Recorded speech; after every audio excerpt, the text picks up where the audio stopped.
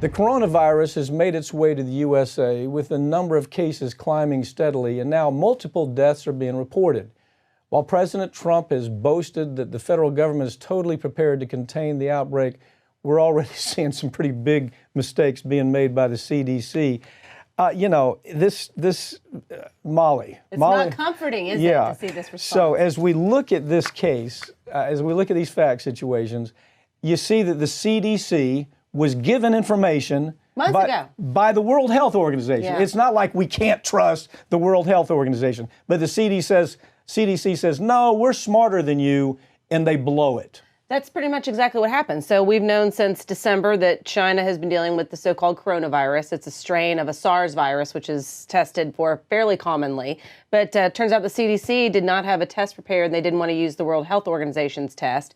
So they could have gotten a jump on it, and it's basically called surveillance testing, which is where you start testing certain populations that could be at risk to get a handle. Some people may have it, not even realize they have it. And that's typical what disease doctors do. In other words, a case shows up in Tallahassee, Florida. Right. They do surveillance testing around the area to see what's the connection.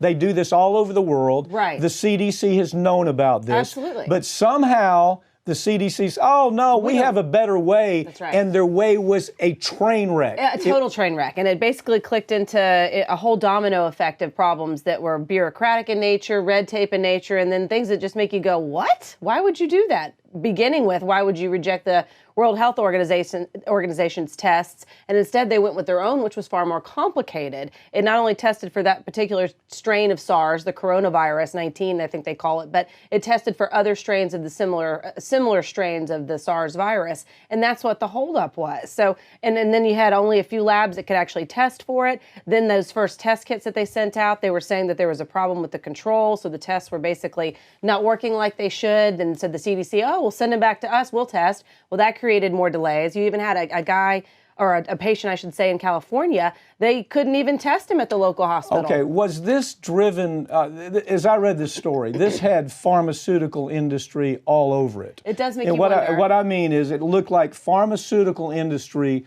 wanted something else. Now, it's not been written about, but I've seen enough situations like this. It is either a huge failure of some knuckle-brained bureaucrat. Somebody made this decision. I'd love to know who made this decision. Well, and there's no word yet, and there are a lot of questions about that. Which government official decided they didn't want to use the WHO's test? Why did they decide they wanted to go with this expanded test? And then there are so many bureaucratic rules in place that make it difficult for, say, like academic labs or other hospitals to create their own test, because once the CDC declared that this was a public emergency, it set the FDA into gear, if you will, and now they have to approve certain labs. It's basically raised the bar for the labs that do the testing. So now they're trying to expedite all of that, cut through some of that red tape, make it available, make it so that more labs can do the testing. The FDA still has to review them, and the CDC will be overseeing it as well. But basically, all of this has created a huge delay in what they call that surveillance testing, which is getting a handle on how many. We got 7 people dead in the U.S., 60 cases throughout the country. This is very containable. But they don't have a lot of. It's very containable. But here's the comparison. You had SARS, okay? SARS, the World Health Organization, put in place surveillance testing. The exact same thing they were saying here. But the CDC comes in, oh, no, we've got something else we want to do. And why is the question? There was no reason. There was no reason that I can figure out. But I promise you, when this story's over, we're going to find the thumbprints of the pharmaceutical industry somehow involved in this. I don't disagree, because even the FDA having to be involved, scientists were saying, hey, or experts who are responding to healthcare and crisis like this, were basically saying that the FDA, like I said, the public emergency declaration, the FDA had to kick in and raise the bar, and then they had to suddenly get involved, which was another time-consuming level of the process.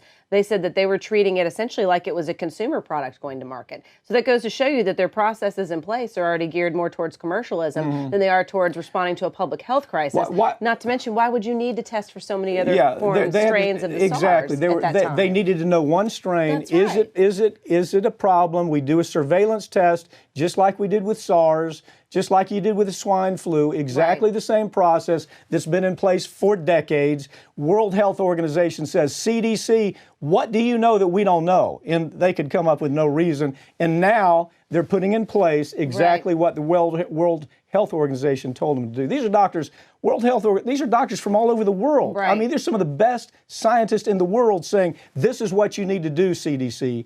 And some knucklehead says, I want to do it my way. Right. And they've basically been dragging their feet because they wanted to do it their way. And now the question remains, because nobody's giving clear answers, is did they do it because it was just more bureaucratic feet dragging, because this is, we do know better, we're the United States, we can handle this, we're the CDC, the preeminent lab in the world, or is it because there was another agenda? Did they want to gather that information for testing for other strains? It certainly didn't show a sense of urgency, otherwise you would limit it to just the one test. Of course. And if you don't have that sense of urgency, why not? And is there a more lucrative reason, perhaps a relationship with a pharmaceutical company or somebody else, that enable them to want to expand that testing? Let's hope this is the last story we have to do on the coronavirus. With masks on. But I'm thinking maybe not. Thank you for joining me, okay? Thanks, Pat.